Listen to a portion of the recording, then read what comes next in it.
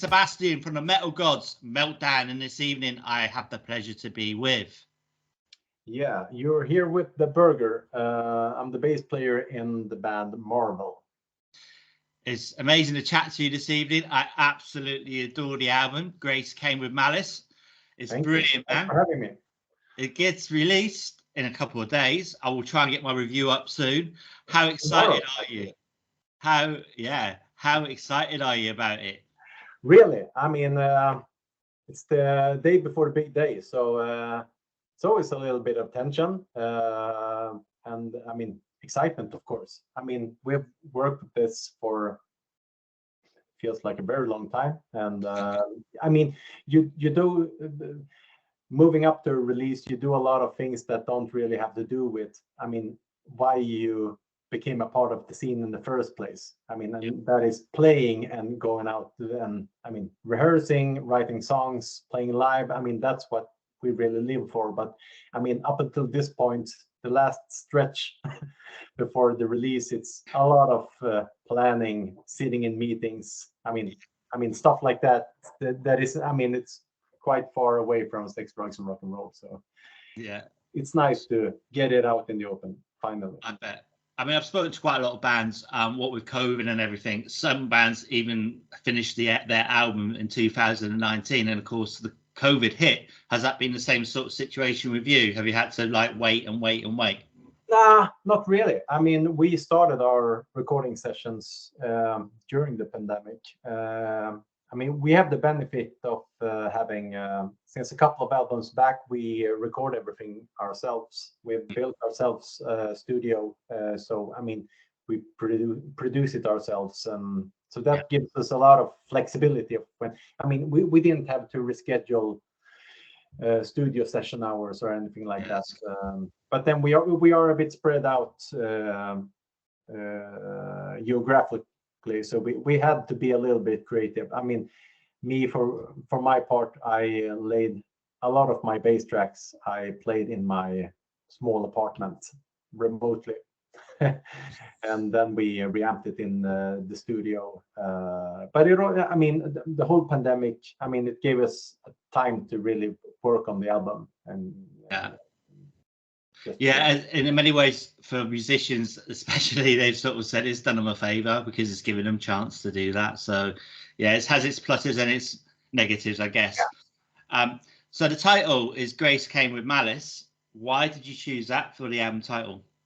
Yeah, I mean, we don't want to go too much into detail of how people should interpret that. I mean, it's always nice when people hear the lyrics, see the title, to see what comes up in their own heads, their interpretation of it. But from our end, I mean, to keep it at a high level, I mean,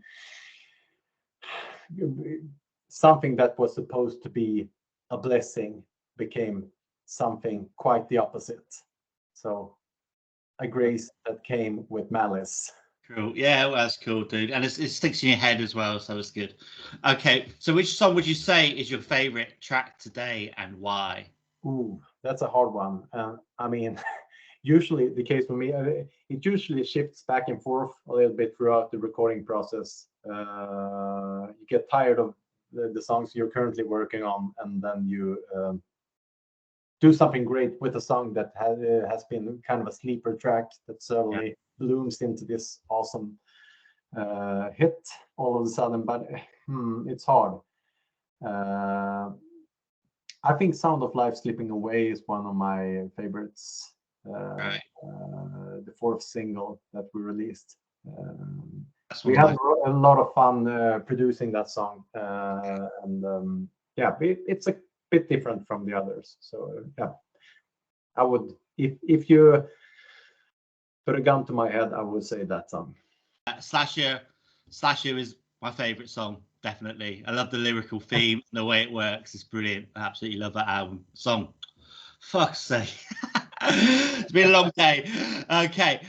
Do you plan to have an album launch party on release day, which is tomorrow?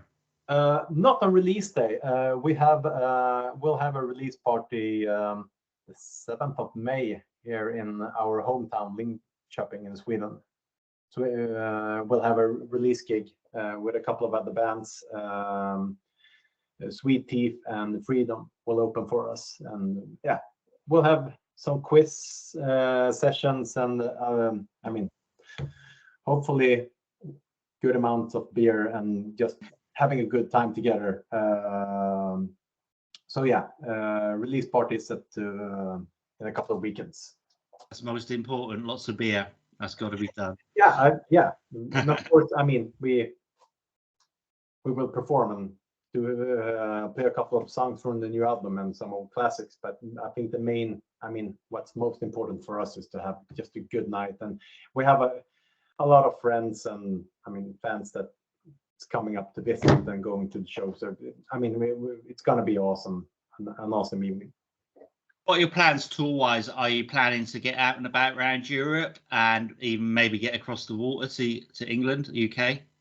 I mean, we hopefully, I mean, we do intend to play at least twice as many shows as we did last year, and I mean, that's not a big commitment, seeing that we just came out of a pandemic. But we only have shows within Sweden planned at this point. Nice. A couple of shows around the country for the spring, and then in autumn as well. But so no set plans to go abroad at this point, but it's definitely on the planning board and something that we really hope to do very soon. Well, yeah, with the situation in Ukraine, you're probably better just staying in Sweden for the minute. Yeah, I mean that's kind of a yeah. It's hard when I mean in these times of releasing a new album, it's almost like you feel a bit. It's hard to be 100% excited about it because I mean, at the end of the day, we're a rock band releasing a new album, and there's horrible things happening over there on the other end of the Baltic. Yeah, man, it's not easy, dude. Yeah. But the thing is your album's a positive album and it's good fun, and it's like, yeah, it takes you away from the world and the news. So that's what I love about it. So it's good.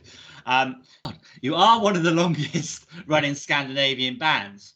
What do you put this down to? And also, is it difficult because Sweden, especially, is a hub of hard rock and metal bands? Yeah, I mean, it's been 20 years now. It's a bit. I mean, to me, it's a bit hard to grasp.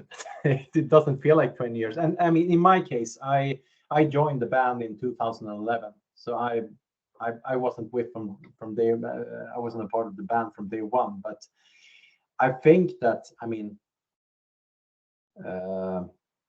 if we didn't think that we felt that we were doing something that, I mean, meant something for us, and that we were, I mean, going upwards rather than something slowly decaying. I mean, if we felt that that was the case, I think we would have called it quits a long time ago. I mean, we haven't really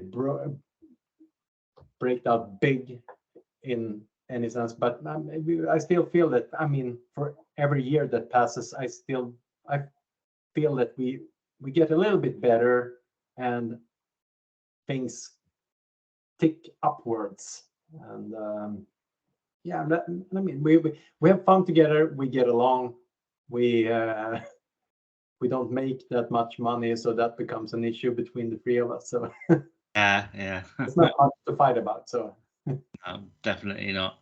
Okay, then. So for you individually, then, can you remember the first time you played with Märvel and how it felt?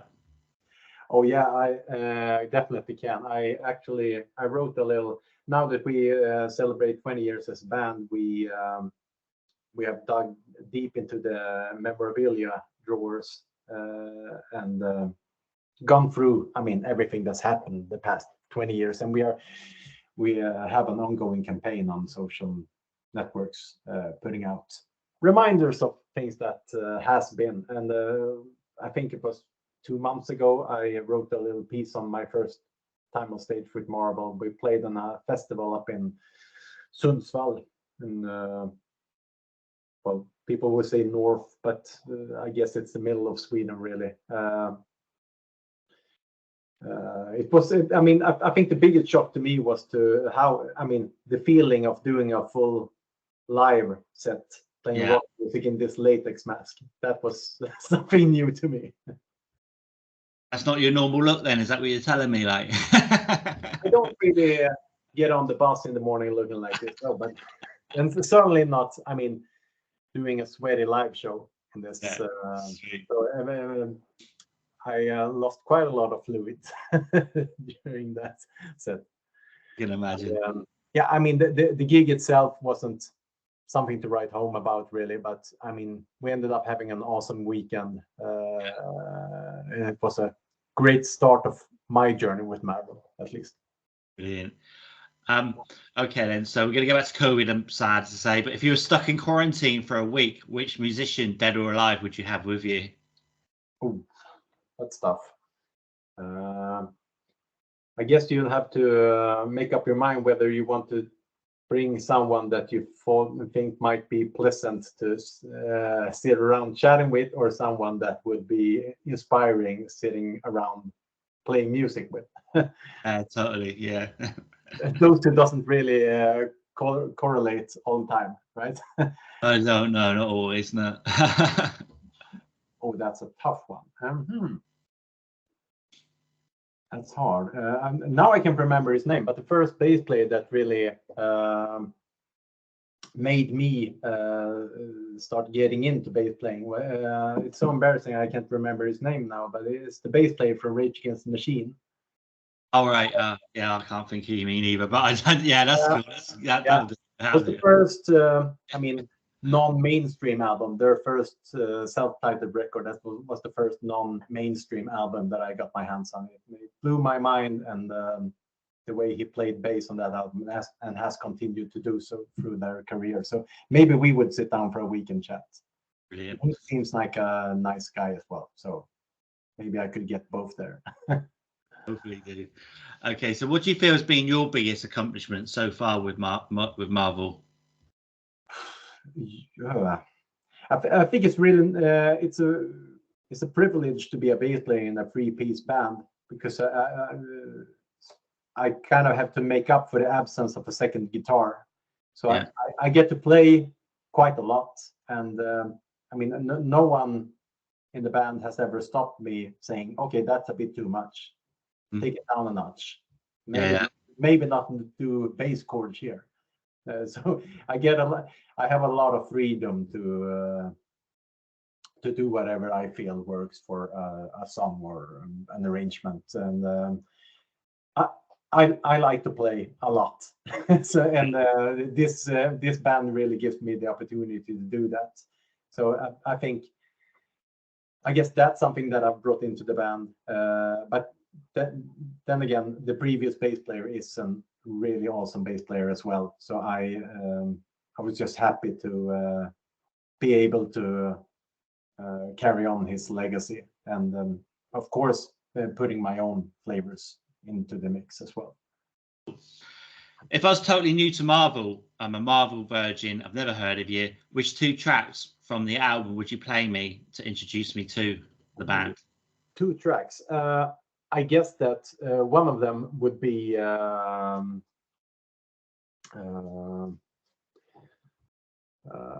Hills Have Eyes. I wouldn't say that it's a very representative Märvel song, how we usually sound, but it's I mean, it's become our biggest hit.